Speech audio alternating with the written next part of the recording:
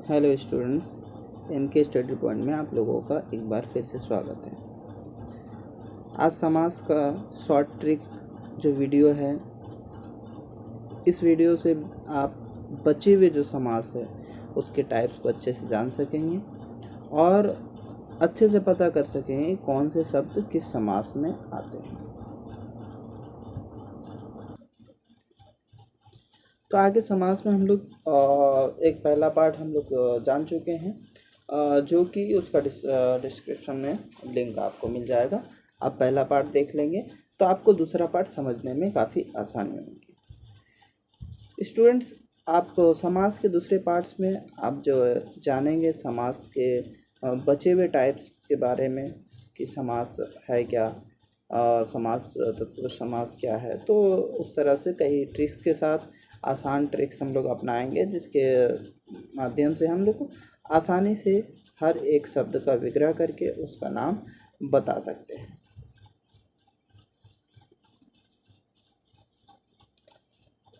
Student, यहाँ पर हम लोग अव्ययभाव समास जान चुके थे और अभी ये दूसरा टाइप्स है जिसका नाम है तत्पुरुष समास।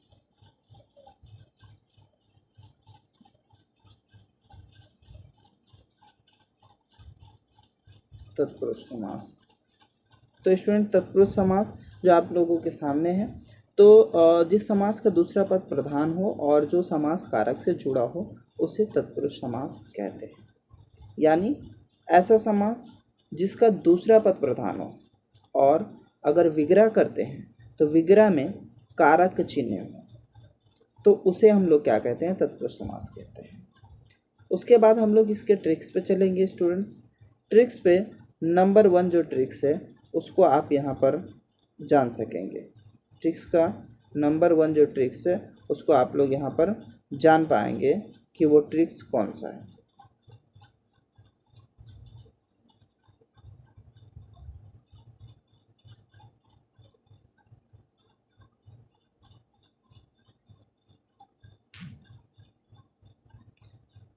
पहला ट्रिक्स है, दूसरा पद प्रधान होगा, दूसरा पद छोटा और कम अर्थ वाला होगा,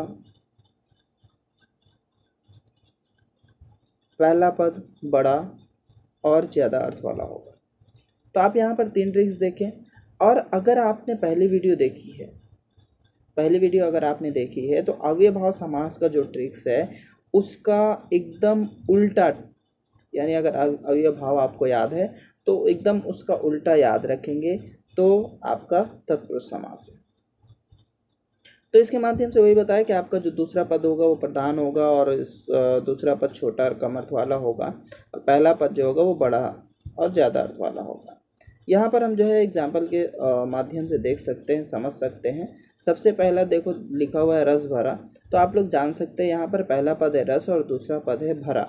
तो आप यहाँ पर विग्रह कर दे। पहले रस भरा का विग्रह होता है रस से भरा, ठीक है। और यहाँ पर पहला पद जो है रस है, ठीक है, और भरा जो है दूसरा पद है। तो यहाँ पर इससे समझ में आ गया कि जो है इसमें जब विग्रह किए तो विग्रह करने पर हमें यहाँ पर कारक चिन्ह दिखा, ठीक है। तो ये भी आप जान सकते हैं ये कारक चिन्ह है और इसलिए तत्पुरुष समास है। दूसरा चीज़, जब हम अपना यहाँ पर नियम जो ट्रिक्स है उसको अप्लाई करेंगे तो देखो रस भरा यानी दूसरा पद प्रधान होगा, भरा का अर्थ क्या होगा? प्रधान होगा। अब रस से मुराद रस, अगर सिर्फ रस बोलते हैं तो रस से पता ही नहीं चलता कि आखिर ये रस है क्या, भरा है, कम है, नहीं है, क्या है रस। तो भरा का मतलब होता है रस भरा। तो भरा जो शब्द है वो मेन है, तभी रस का पूरा अर्थ निकल पाया है। दूसरा पद जो है छोटा और कम अर्थ वाला होगा। देखो भरा जो है वो छोटा और कम अर्थ वाला भी है और पहला पद बड़ा और ज़्यादा अर्थ वाला होगा। देखो पहला पद जो है रस वो बड़ा भी है, ज़्यादा अर्थ वाला भी है, ठीक है। और उसी के साथ साथ फिर हम लोग आगे देख सकते हैं वैसे ही भाषा परिवार, इसका अगर विग्रह करते हैं तो भाषा का परिवार हो जाएगा, आपका यहाँ पर जो है कारक चिन्ह हो जाएगा आपके लिए। और उस हिसाब से यहाँ पर आप देख सकते हैं कि दूसरा पद और पहला पद को किस तरह से यहाँ पर बांटा गया है। ओके, उम्मीद है स्टूडेंट आप लोगों को यहाँ पर समझ में आया होगा। और फिर समास के हम लोग अगले पार्ट पर चलते हैं। अब यहाँ पर देख सकते हैं समास स्टूडेंट्स की समास जो तत्पुरुष समास जो है इनके भी कुछ भेद हैं, इनके भी कुछ क्या है भेद हैं। तत्पुरुष समास के 6 भेद हैं। नंबर 1 कर्म तत्पुरुष समास। आप यहाँ पर इतना बहुत ज़्यादा इसमें डिटेल्स नहीं, जस्ट नाम जान लेना है। और आपको तो कारक अगर पता है तो आप कारक के चिन्ह जानते हैं, तो कर्म कारक था तो यहाँ कर्म तत्पुरुष समास हो जाएगा। आप तत्पुरुष समास जान के वहाँ पर आप चिन्ह देख लेंगे, और जो चिन्ह होगा उसके आगे आप तत्पुरुष समास के आगे आप जो है कारक का नाम लगा देंगे, उस चिन्ह का नाम, उसका जो कारक है उसका नाम लगा देंगे। तो जैसे यहाँ पर को कर्म का था, ठीक है, तो को क्या होगा मेरा कर्म तत्पुरुष समास हो जाएगा। से जो साधन बताने के लिए करण तत्पुरुष समास हो जाएगा। और फिर उसके बाद संप्रदान तत्पुरुष समास का जो चिन्ह है को या के लिए, अगर ऐसे 2 चिन्ह आते हैं तो ये मेरा संप्रदान तत्पुरुष समास हो जाएगा। और फिर उसके बाद हम लोगों का आता है अपदान तत्पुरुष समास। अगर आपके पास से अलग होने का, किसी वस्तु से अलग होने का उसमें बोध हो तो उस जगह पर आपका हो जाएगा अपदान तत्पुरुष समास। और अगर जहाँ पर संबंध दर्शाता हो तो वो हो जाएगा संबंध तत्पुरुष समास। और किसी ऐसे समास में जहाँ पर किसी के आधार को बताता हो में या पर, तो इस तरह से कोई चिन्ह होंगे तो वो हो जाएगा अधिकरण तत्पुरुष समास। तो स्टूडेंट्स यहाँ पर आप लोगों को तत्पुरुष समास के बारे में जस्ट इतना ही जानना है कि वो कितने भेद होते हैं, उनके नाम क्या हैं और उनके चिन्ह कौन कौन से हैं, ठीक है। उसके बाद हम लोग आगे बढ़ते हैं स्टूडेंट्स, और हमारा अगला जो है समास उसका नाम है कर्मधारय समास। उसका नाम क्या है कर्मधारय समास। हम लोग यहाँ पर देख सकते हैं कर्मधारय का पहले डिफिनेशन, जिस समास का उत्तर पद प्रधान हो, यानी ऐसा समास जिसका उत्तर पद मतलब दूसरा पद प्रधान होना चाहिए। देखो तत्पुरुष में भी दूसरा पद प्रधान था और इसमें भी दूसरा पद प्रधान है, लेकिन इसमें फ़र्क क्या है, बोला क्या गया कि पूर्व पद, इसका पहला जो पद होगा वो क्या बताएगा, विशेषता बताएगा, यानी विशेषण बताएगा किसी शब्द का, ठीक है। तो वो विशेषण बताएगा, किसी संज्ञा सर्वनाम का विशेषण बताएगा और उसे कर्मधारय समास कहते हैं। और अगर ऐसा रहा दूसरा पद प्रधान रहा और पहला पद विशेषता बताता है, विशेषण बताएगा, तो वो हो जाएगा मेरा कर्मधारय समास, ठीक है। विशेषण क्या होता है, रूप रंग आकार, है ना, रूप रंग अच्छा, ठीक है, मोटा पतला काला, ये सारा चीज़, और उसका क्या हो जाएगा विशेषण हो जाएगा, अच्छाई बुराई ये सारी चीज़, ठीक है। अब यहाँ पर कुछ ट्रिक्स हम लोग देख लेते हैं, क्योंकि ट्रिक्स ही हमें वहाँ पर मदद करेगा, हम किस तरह से समास का नाम बताएंगे, ठीक है स्टूडेंट्स। यहाँ पर आप ट्रिक्स के तौर पर पहले देख सकते हैं कि यहाँ पर 3 ट्रिक्स दिया हुआ है। नंबर 1 जो है वो होता है दूसरा पद प्रधान होगा और विशेष्य होगा। याद रखना, जिसका विशेषता बताई जाती है उसे विशेष्य भी कहते हैं, यानी किसी वस्तु, किसी व्यक्ति या किसी चीज़ का तो विशेषता बताई जा रही है ना, तो जिसके बारे में बताया जा रहा है उसको विशेष्य कहते हैं। तो दूसरा पद या आपका प्रधान होगा और विशेष भी होगा, ठीक है। और फिर जो है पहला पद आपकी विशेषता बताएगा, यानी आपका जो पहला पद होगा वो विशेषता बताएगा, रंग रूप बताएगा उसके बारे में, या दूसरे पद की तुलना करेगा। अगर विशेषता नहीं बताया, रंग रूप नहीं बताया, तो दूसरे पद की क्या करेगा, वो तुलना करेगा। तुलना करना मतलब कंपेयर करना, यानी आपका पहला पद का कंपैरिजन दूसरे पद के साथ करेगा, ठीक है। और कैसा है, अगर हमने उससे प्रश्न पूछा, शब्द आ गया और शब्द पे हमने प्रश्न पूछा कि वो कैसा है, तो उसका उत्तर भी मिलेगा। जैसे कि आप देख सकते हैं यहाँ पर सबसे पहला एग्जाम्पल है नील गगन, यानी जैसे ही हम लोग आते हैं नील गगन पे, तो नील गगन का अर्थ नील गगन, और नील गगन यानी नीला है जो गगन, ठीक है। नील गगन यानी नीला है जो गगन, समझ आया बात। तो यहाँ पर आप देख सकते हैं कि पहला पद जो है नील है और दूसरा पद क्या है, गगन है। अब ये पहला पद जो है ये क्या बता रहा है, रंग बता रहा है, और रंग मेरा जो है वो क्या होता है, विशेषता होती है। और गगन क्या होता है, आपका मेन शब्द है या विशेष्य है, यानी विशेष गगन के बारे में ही बताया जा रहा है, गगन का ही रंग बताया जा रहा है, आसमान का रंग, तो इसलिए नील गगन। तो आप यहाँ पर देख सकते हैं कि ये कौन सा समास है, कर्मधारय समास है, ठीक है। तो आपने रूल्स देख लिया। अब यहाँ पर तीसरा जो बताया कि कैसा है, प्रश्न का उत्तर देगा, तो गगन कैसा है, नीला है, तो इस प्रश्न का उत्तर मिला, और उसका विग्रह आप कर दीजिए, नीला है जो गगन, ठीक है।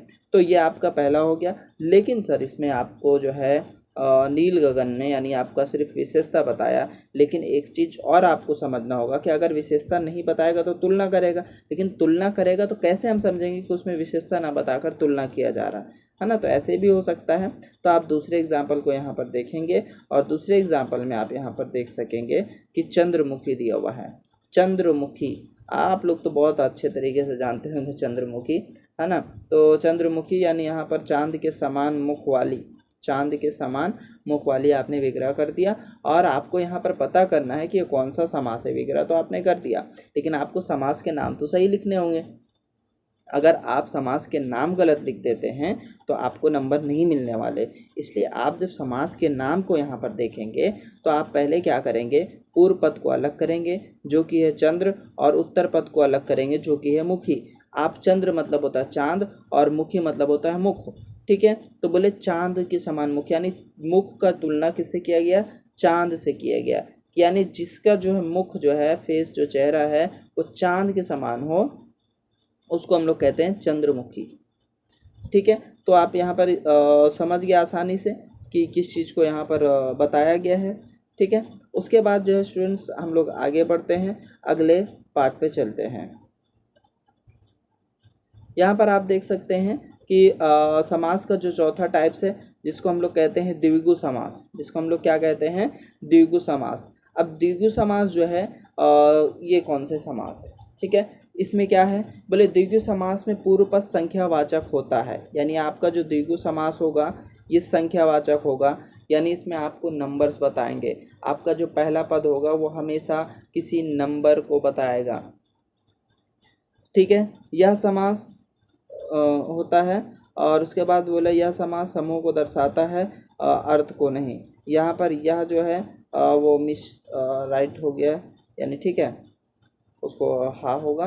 तो यह समास जो है समूह को दर्शाता है, अर्थ को नहीं। यहाँ पर आप जो समास है ये नंबर्स को दर्शाता है, ये ग्रुप्स को दर्शाता है, किसी का मीनिंग नहीं दर्शाता है, किसी का अर्थ को नहीं बताता, बल्कि एक नंबर को बताता है, ठीक है। इसके ट्रिक्स के तौर पर आप एक ट्रिक्स को याद रखेंगे कि इसमें संख्या वाले शब्दों का प्रयोग होता है, यानी आप एकदम कोई भी शब्द ऐसा आएगा जिसमें संख्या वाले शब्दों का प्रयोग होगा, आपको आंख बंद करके लिख देना है कि ये समास द्विगु समास है, ठीक है। जैसे कि आप नीचे देख सकते हैं, उदाहरण के तौर पर चौराहा। चौराहा आप शब्द एग्जाम में दिया रहेगा, आपको विग्रह करना है। चौराहा यानी चार राहों का मिलन, यानी चार रास्ते हैं ऐसे आकर यहाँ पर मिल जाते हैं, इनको ही हम लोग कहते हैं क्या, चौराहा। तो अब ये चार रास्ते आपस में जहाँ मिल रहे उसको बोले चौराहा। और चौ का मतलब होता है चार, इसलिए क्या हो गया आपका जो है ये नंबर्स दर्शाया, ठीक है। इसीलिए ये हो जाएगा द्विगु समास। और फिर उसी के साथ आपका देख सकते हैं नवग्रह। नौ मतलब नौ होता है 9, ठीक है। और ग्रह है ना, तो प्लैनेट, तो जितने भी प्लैनेट है ये समूह है, उनका ग्रहों का समूह है, तो वो नौ ग्रह है, नौ ग्रहों का समूह को हम लोग कहते हैं, ठीक है। तो वो भी नंबर बता रहा है, इसलिए ये क्या हो गया मेरा द्विगु समास। उसके बाद नवरात्रि, नवरात्रों का जो समूह होता है उसको नवरात्र कहते हैं, ठीक है। नवरात्रि आप लोग सभी को पता ही होगा। तो नौ का मतलब यहाँ पर भी 9 होता है, ठीक है। तो आप यहाँ पर आसानी से कर सकते हैं, ठीक है।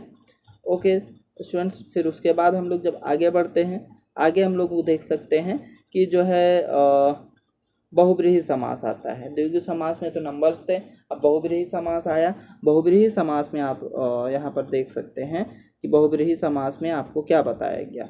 सबसे पहला चीज़ बहुब्रीहि समास में आपको जो बताया गया है कि जिस समास का कोई भी पद प्रधान नहीं होता, आप यहाँ पर अच्छे तरीके से देख लें, जिस समास का कोई भी पद प्रधान नहीं होता, कोई भी पद प्रधान नहीं होगा, और दोनों पद मिलकर किसी विशेष व्यक्ति या वस्तु का परिचय देते हैं। यानी दो पद आपका मिलते हैं और दोनों पद मिलकर आपके किसी विशेष व्यक्ति या वस्तु का क्या करते हैं, परिचय देते हैं, ठीक है। विशेष व्यक्ति या वस्तु आपको क्या करते हैं, परिचय देते हैं, तो वो क्या कहलाता है, बहुब्रीहि समास कहलाता है।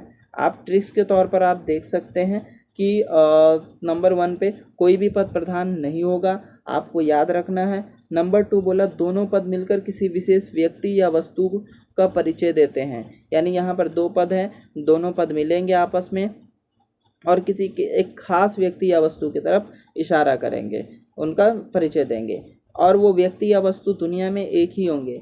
जैसे आप देख सकते हैं दशानन, दशानन बहुत नहीं है, दुनिया में दशानन सिर्फ एक व्यक्ति ही हैं और जो कि थे रावण, है ना। अब दशानन का अगर विग्रह कर देंगे, विग्रह करने पर लिखेंगे 10 आनन, आनन का मतलब होता है चेहरा, फेस, 10 आनन जिसका, यानी जिसका 10 आनन हो।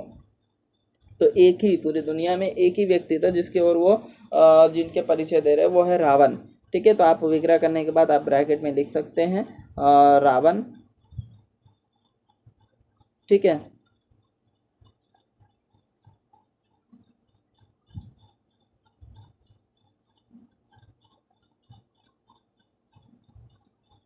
ओके स्टूडेंट, तो आप यहाँ पर ब्रैकेट में आसानी से लिख सकते हैं कि यहाँ पर क्या है, रावण होगा।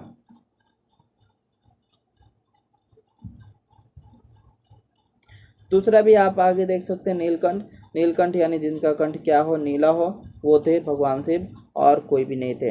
तो इसलिए आप यहाँ पर ये भी जान सकते हैं कि भगवान शिव जो थे उनका कंठ नीला था, उनके अलावा किसी का भी कंठ नीला नहीं था, इसलिए यहाँ पर नीलकंठ शब्द से भगवान शिव के का परिचय दिया जा रहा है।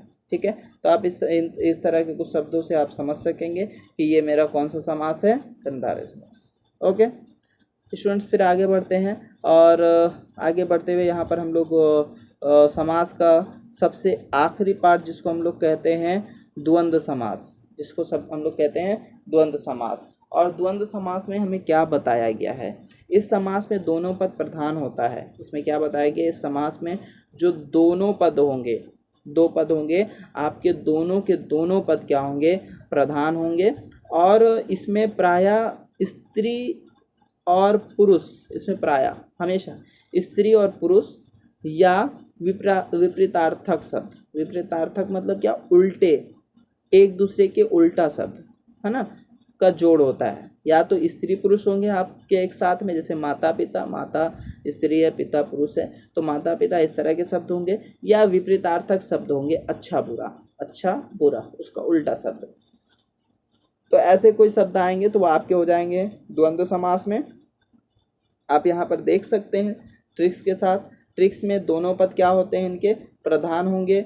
ठीक है, और दोनों पद एक दूसरे का उल्टा या बराबर महत्व का होगा, दोनों पद एक दूसरे का उल्टा या फिर बराबर महत्व का होगा। यहाँ पर आप अच्छे से देख सकते हैं तो और समझ भी सकते हैं कि द्वंद्व समास आपका कैसा समास है। ठीक है, और उसके बाद आप द्वंद्व समास जब हो गया आपका, तो उसके बाद आप यहाँ पर देख सकते हैं कि द्वंद्व समास का जो एग्जाम्पल, जैसे कि माता पिता, यहाँ पर माता जो है वो आप देख सकते हैं कि स्त्री है और पिता आपके जो है वो क्या है, पुरुष है। तो ये भी आप देख सकते हैं। तो यहाँ पर आपका माता और पिता हो जाएगा, इनके बीच में और अथवा या जो है वो छिपा होता है। और उसके बाद आप यहाँ पर अगला एग्जाम्पल जो देख सकते हैं, पाप पुण्य, जो एक दूसरे का उल्टा है, पाप पे आपका उसका उल्टा पुण्य है, तो आप पाप पे और पुण्य, यानी पाप और पुण्य, उनके बीच में और छिपा हुआ है। तो ये जो समास हो गया आपका, इसको कहते हैं हम लोग द्वंद्व समास। ठीक है स्टूडेंट्स, उम्मीद है स्टूडेंट्स आप लोगों को वीडियो अच्छा लगा होगा और आप लोगों को इससे बहुत ही अच्छी जानकारी मिली होगी। और इसी के साथ वीडियो हम ख़त्म करते हैं और अगला वीडियो आप लोगों के सामने जो है अगले टॉपिक्स पर आएंगे। इसी तरह से आप लोग जो है चैनल को सब्सक्राइब करते रहें, वीडियो को लाइक्स करते रहें, और अगर आपको कोई क्वेरीज़ है तो कमेंट में ज़रूर लिखें, लिखना ना भूलें, और हम जो है कोशिश करेंगे कि आपके जो क्वेरीज़ हैं उनको भी दूर किया जाए। ओके स्टूडेंट्स, चैनल को सब्सक्राइब करिए। धन्यवाद।